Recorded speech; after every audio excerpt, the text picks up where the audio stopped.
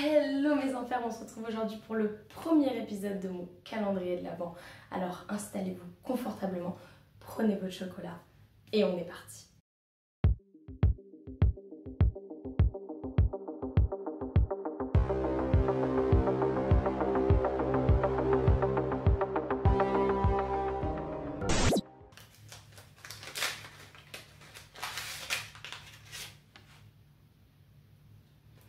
Aujourd'hui, je vous parle de la tentative de meurtre de Peyton Lautner. Alors, ça vous dit quelque chose? Non? Et si je vous dis Slender Man? Bon, ok, là vous devez vous dire qu'il n'y a aucun rapport. Laissez-moi vous raconter l'histoire. Peyton Lautner et Morgan Geyser sont meilleurs amis depuis le CE1. De son côté, Morgan Geyser est également ami avec une certaine Anissa Ware, mais depuis pas très longtemps. Donc si vous avez bien suivi, Morgan, c'est le lien entre Peyton et Anissa. Le 30 mai 2014, Morgan organise une petite soirée, une pyjama party pour son anniversaire et donc elle invite Peyton et Anissa. Le lendemain matin, elle demande à sa mère si elles peuvent aller jouer au parc. Ce que sa mère accepte, donc les trois filles se dirigent vers le parc. Seulement voilà, sur le chemin, Peyton marche devant et Morgan et Anissa sont un petit peu à la traîne derrière lorsque Morgan tire Anissa par la veste et lui montre ce qu'elle a récupéré dans la cuisine. Il s'agit d'un couteau. Une fois arrivée au parc, Anissa organise une partie de cache-cache dans les bois de Waukesha au Wisconsin et donc Peyton, elle ne va se douter de rien puisque ce sont des bois de banlieue, pas le genre de bois broussailleux, boueux, un petit peu sinistre. Donc elle va se dire que de toute façon à Waukesha dans le Wisconsin, il ne risque rien de se passer. Donc elle y va et elle joue à cache-cache avec ses deux amis. Morgan commence à compter, puis Peyton part se cacher. Anissa la suit et après une courte lutte, elle l'immobilise à terre et les filles vont la poignarder 19 fois. En réalité, c'est Morgan qui la poignarde au niveau des bras, des jambes, de l'estomac, du foie et du pancréas. Et Peyton a eu beaucoup de chance car elle est passée à 1 mm de la mort puisque Morgan a failli lui perforer une artère au niveau du cœur. Morgan tente de camoufler le corps avec des feuilles, puis les deux filles Morgan et Anissa s'en vont. Elles errent un peu dans Waukesha et la police les récupère sur une aire d'autoroute. Elles ont quand même erré pendant 2 heures pendant lesquelles Peyton a tout de même réussi à ramper, à croiser un cycliste qui lui est venu en aide et a appelé les secours. Peyton a juste eu le temps de dire à la police ce qui s'était passé avant que son anesthésie fasse effet et que donc elle soit endormie. Ces deux agresseuses sont interpellées et elles diront aux enquêteurs qu'elles ont répondu de leurs actes pour pouvoir prouver au monde entier l'existence de Slender Man, mythe auquel elles s'intéressaient particulièrement. Anissa explique aux enquêteurs que leur but était de devenir des proxys ou des marionnettes du Slender Man et que pour ça, elles devaient tuer quelqu'un. Et ce quelqu'un, c'était Peyton.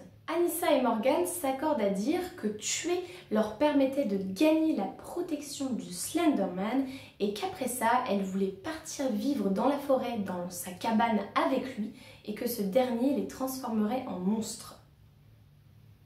Ok. Peu après les faits, Anissa avait confié aux enquêteurs « La mauvaise partie de moi voulait qu'elle meure, la bonne partie en moi voulait qu'elle vive ». De son côté, Morgan avait raconté « Elle a mis le couteau dans ma main et puis j'ai continué à la poignarder. » Selon Morgan, elle ne voulait pas tuer sa meilleure amie, elle avait juste peur d'Anissa et des représailles si elle ne passait pas à l'acte. Et aussi, Anissa dira que pendant le meurtre, Peyton criait d'agonie, tant elle s'est faite poignarder 19 fois.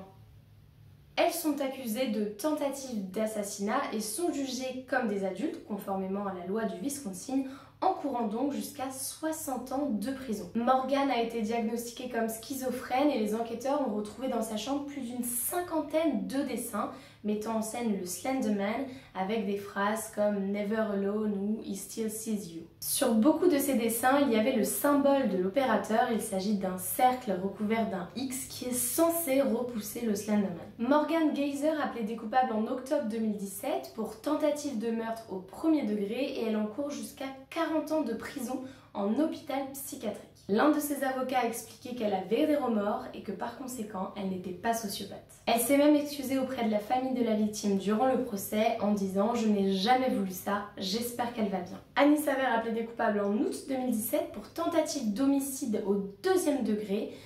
Ça, c'est parce qu'elle aurait apparemment une défiance ou une maladie mentale. En décembre, le tribunal l'a contraint à passer 25 ans en structure psychiatrique.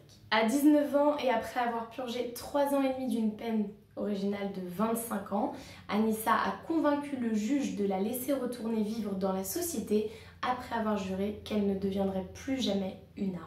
Elle va vivre avec son père et le juge Michael Boren lui aurait même souhaité bonne chance. Il a même déclaré « C'était un meurtre prémédité par des enfants. Nous ne pouvons pas oublier que leur but était de tuer ». Ce juge n'était pas favorable quant à la libération d'Anissa, d'autant plus que cette dernière a tenté de fabriquer en prison un Ouija et aussi une planche permettant soi-disant de rentrer en contact avec les esprits. Mais son père a assuré, elle a grandi mentalement et physiquement, elle sait que ce qu'elle a fait est mal. La famille de la victime a assuré que leur adolescence était très perturbée et que pendant des mois, elle a dormi avec une paire de ciseaux cachés sous son oreiller. Sa mère a écrit une lettre au juge en disant « Elle devra vivre avec les événements de ce jour, les cicatrices physiques et mentales laissées pour le reste de sa vie ». Passons maintenant sur la dimension psychologique de ce fait divers pour se concentrer sur la figure du Slenderman. Contrairement à ce que l'on pourrait croire de prime abord, Slenderman n'est pas né dans l'imaginaire débordant de ces deux adolescentes, mais elles l'ont trouvé sur le site Creepypasta, qui est un site qui relate des histoires effrayantes, des histoires d'horreur, des histoires un peu choc. La créature du Slenderman est née en 2009 sur le forum Something Awful lors d'un concours qui consistait à transformer des photos de la vie réelle en photos terrifiantes. L'un d'entre eux, inscrit sous le pseudo de Victor Surge, en réalité il s'appelle Eric Knudsen, a posté 2 photos en noir et blanc mettant en scène des enfants et à l'arrière de ces photos, on peut apercevoir une silhouette menaçante. En légende de ces photos, il aurait baptisé son personnage Slenderman et l'aurait qualifié de kidnappeur d'enfants. Il aurait puisé son inspiration chez H.P. Lovecraft, Stephen King ou encore dans des jeux vidéo tels que Resident Evil ou alors Silent Hill.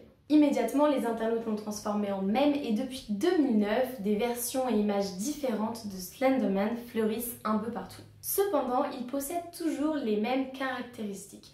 Un visage sans relief, comme un peu flouté, une taille de géant et un corps squelettique. Parfois, ses bras se transforment en tentacules et se démultiplient. Ce personnage vivrait aux abords des forêts et en fait, il serait l'âme d'un enfant mort. Son créateur dira: Slenderman diffère du concept de légende urbaine dans la mesure où il existe sur Internet. Pour moi, une légende urbaine nécessite que le public ne connaisse pas son origine. Elle a besoin de 3 ou 4 ou plus contes introuvables pour perpétuer le mythe. Sur Internet, tout le monde connaît les origines de Slenderman puisqu'elles sont en évidence sur le forum de Something Awful. Mais ce qui est drôle, c'est que malgré cela, Slenderman se propage quand même. Les mèmes Internet sont des choses pointilleuses, mais en faisant la bonne chose au bon moment, ils peuvent se transformer en une légende urbaine d'Internet. Il ajoute ensuite: avant, on avait les anges et les succubes, puis les fantômes et les esprits. Aujourd'hui, nous avons des ombres et des êtres interdimensionnels. Le Slenderman, comme d'autres nouvelles créatures, sont juste la progression d'une très longue tradition humaine. Slenderman s'est ensuite retrouvé dans énormément de jeux vidéo et il a même eu le droit à son propre film nommé Slenderman et sorti en 2013.